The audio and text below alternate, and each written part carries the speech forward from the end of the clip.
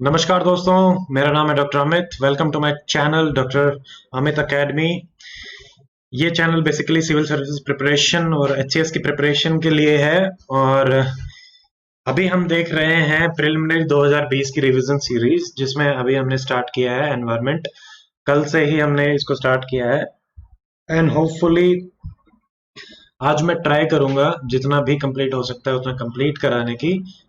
And I try कि आज हो जाए, नहीं तो कुछ 3-4 लेक्चर अगर बचेंगे तो मैं कल तक एनवायरनमेंट शंकर आईएएस कंप्लीट करा दूंगा with notes. Okay, so my name is doctor Amit और मैंने यूपीएससी सिविल सर्विसेज की परीक्षा दी है 5 बार और इंटरव्यू दिया है 3 बार and I qualified HS 2019 and I love to teach and share knowledge. That is why I started this YouTube channel. So let's get started. ये है हमारा chapter number 23, climate change organisation part 3 का आखिरी chapter है ये बहुत ही मतलब इसमें बहुत सारी बकवासें हैं याद करने का स्टफ ज्यादा है। देखो, मैं बकवास बोलता हूँ, जो याद करने का स्टफ होता है, जो समझने का स्टफ होता है वो कंसेप्चुअल होता है, that is good. But UPSC में देखो, दोनों ही चीजें आपकी क्लियर होनी चाहिए। आपको बकवास करने भी आनी चाहिए और आपको समझ में भी चीजें आनी चाहिए। सो शुरू करते हैं। इसमें देखिए, मैंने इसको सिर्फ, ये बड़ा ही चैप्टर है बट मैंने सिर्फ एक ही पेज में इसको बनाया है। तो एक ही पेज का मेरा इसका नोट्स है। इसमें मैंने सिर्फ इंपॉर्टेंट इंपॉर्टेंट चीजें, उनके पॉइंट्स लिखे हैं बस, और कुछ भी नहीं। तो इसको हम मोटा मोटा ही रिवाइज करेंगे, क्योंकि सवाल आएगा रीसेंट डेवलपमेंट में से। ये सारी चीजें पुरानी हो चुकी हैं, यहाँ से सवाल आने के चांसेस बहुत ही कम है। और रीसेंट वाला हम कवर अप करेंगे सारा का सारा करंट वाली सीरीज में, जिसमें एनवायरनमेंट के करंट अफेयर्स भी हम देखेंगे। So let's get started then. पहला है हमारे पास ऑर्गेनाइजेशन में यूएनएफसीसी, जो UNCED, United Nation Convention on environment and development, 1992 में रियो में कॉन्फ्रेंस हुई थी, जिसको हम सीओपी बोलते हैं, कॉन्फ्रेंस ऑफ पार्टी, उसके थ्रू बना है United Nation Framework for Climate Change. Then आपका क्योटो, ये हमने देखा था, सी क्योटो में 2 O हैं तो O2, CO2, CO2 is a green house gas. तो ये COP3 में आई थी 3 साल बाद, यानी 1995 में, बट एनफोर्स हुई 10 साल बाद 2005 में। इसमें ग्रीन हाउस गैसेस हैं और ये बाइंडिंग है। इसको कम करने के लिए हमने वो किया था, binding on the developed nations. और इसके लिए सीबीडीआर है हमारे लिए। CBDR is common but differentiated responsibilities. इसमें 3 मैकेनिज्म है, इंडिया इसी को ही सपोर्ट कर रहा था। पेरिस के बाद सब लोगों ने अपना अपना रुख चेंज किया है, अभी थोड़े ज्यादा रिस्पॉन्सिबल होने के लिए कर रहे हैं। Now India and China, they are emerging as the global leaders in climate change. हमारे पास 3 मैकेनिज्म है बेसिकली। ज्वाइंट इम्प्लीमेंटेशन, 2 लोग मिलकर ज्वाइंट इम्प्लीमेंट करें और क्लाइमेट चेंज को कम करने की कोशिश करें। क्लीन डेवलपमेंट मैकेनिज्म, आप हाइड्रो और इन सब के कहीं पे डेवलप करो mechanism. Carbon trading, carbon trading हमने पहले वाले चैप्टर में, इससे पहले वाले जो लेक्चर्स हैं उनमें देखा था। उसमें मतलब अगर आप कैप एंड ट्रेड का मेथड होता है, इससे ज्यादा नहीं कर सकते एमिट। अगर करोगे तो आपको ट्रेड करना पड़ेगा उस कंपनी के साथ जो कम एमिट कर रही है, ठीक है। ये इसका बेसिक कंसेप्ट है। And leap frogging, it is, ये एक टर्म है, it is like to skip the old dirty technology और नई लेके आओ। पेनल्टी 30% ऑफ द टारगेट लगाई जाती थी, ये पुरानी चीजें हो चुकी हैं, इनमें ज्यादा ध्यान नहीं देना। थर्ड, बाली मीट।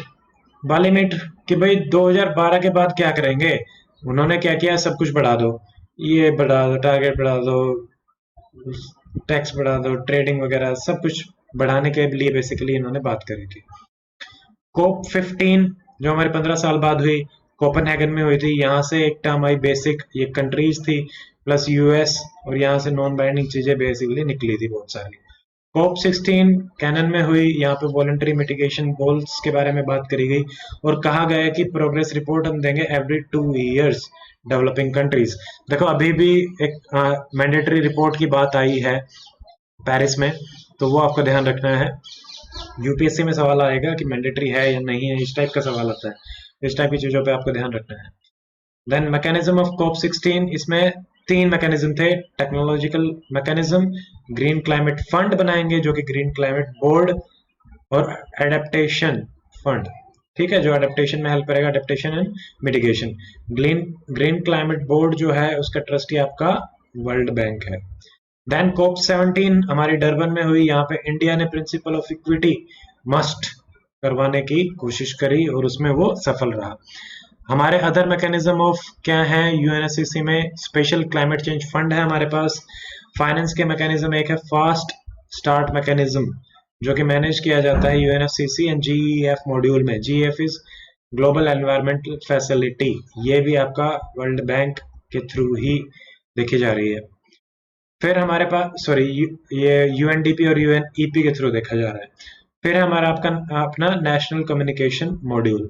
देखिए ये चीजें इतनी इंपॉर्टेंट है नहीं, याद भी नहीं रहती, इतनी बार मैंने भी पढ़ लिया, कंफ्यूजिंग है, बार बार पढ़ते रहो रटते रहो, रह जाता है। बट ऐसा है कि कुछ कुछ चीजें दिमाग में रख लेना, जितना रह जाए उतना अच्छा है, नहीं रहे तो भी अच्छा है।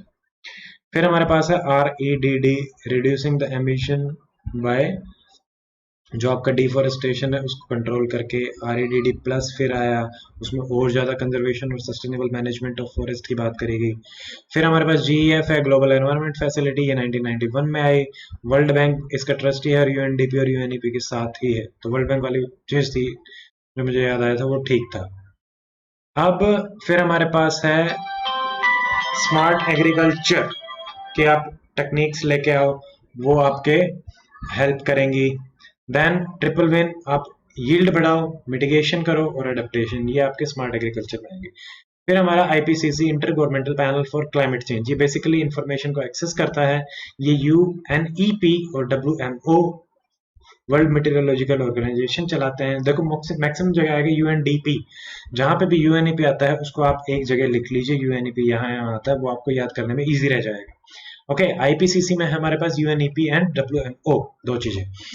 देन नेशनल, ये रिसर्च नहीं करता है, दैट इज वेरी इंपॉर्टेंट, ये सवाल आ भी चुका है।